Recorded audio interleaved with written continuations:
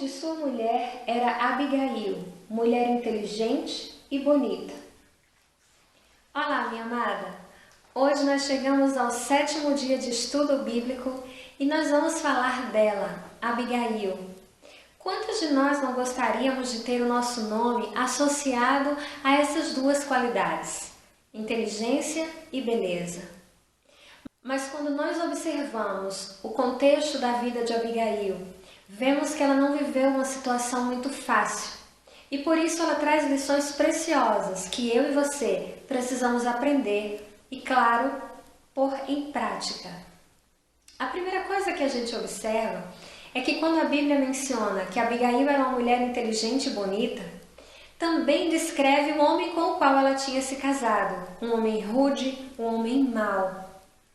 E o interessante é que essa mulher ela se destaca justamente no meio de um relacionamento que tinha tudo para dar errado, para ser frustrante e fracassado. Uma das lições mais importantes que nós vamos aprender com essa mulher é a sabedoria no falar. Abigail certamente se destaca pela habilidade de saber comunicar-se de maneira correta e no momento apropriado. A primeira coisa que a gente observa é que ela sabia o momento certo de falar. Quando chega aos ouvidos de Abigail que a morte estava decretada para todos da sua casa por conta da falta de sabedoria do seu esposo, ela imediatamente age. E nesse momento, ela não fala com o marido. Ela toma a iniciativa de evitar um mal que já estava decretado e que poderia acontecer a qualquer momento. E nesse ponto, ela fala com os servos e eles reúnem a provisão que Davi queria e com certeza muito mais do que ele queria. E ela vai até Davi para evitar que o mal chegasse à sua casa. Ela poderia simplesmente ter pensado, ok, meu marido agiu dessa forma, sem sabedoria, eu vou fugir porque eu estou sabendo o que está acontecendo e tomara que ele morra porque ele é um homem realmente muito mau.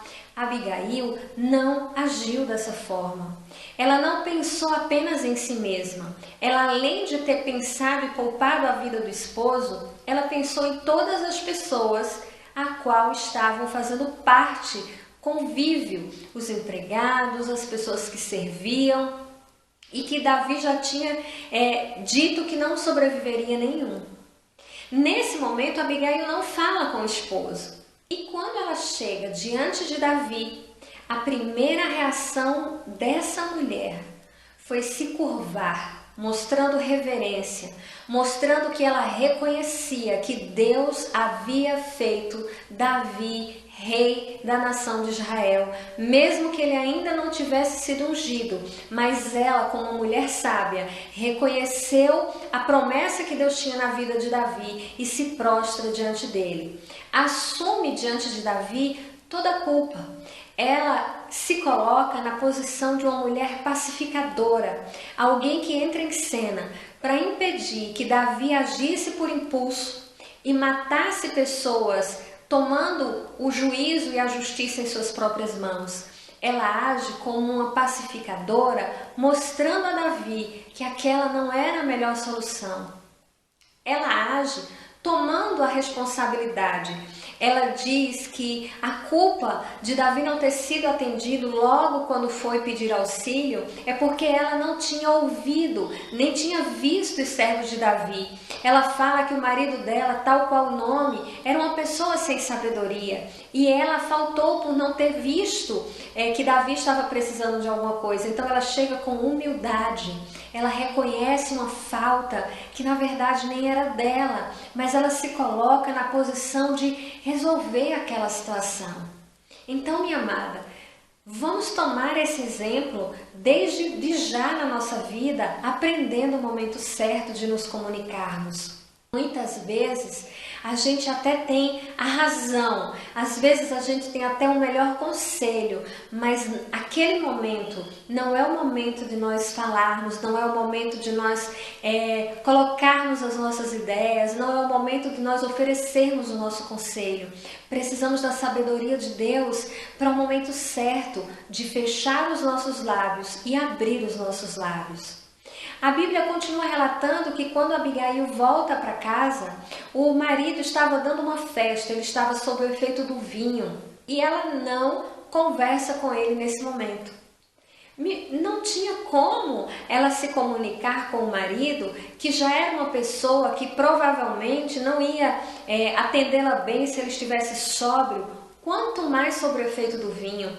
Ela foi inteligente, ela teve bom senso. Essa é uma característica que o próprio Davi, quando está conversando com ela, atribui a ela: você é uma mulher de bom senso. E ela volta para casa e vê que o marido está sob o efeito do vinho e não diz nada do que tinha acontecido. Mas Abigail era uma esposa leal, mas ela não era cega.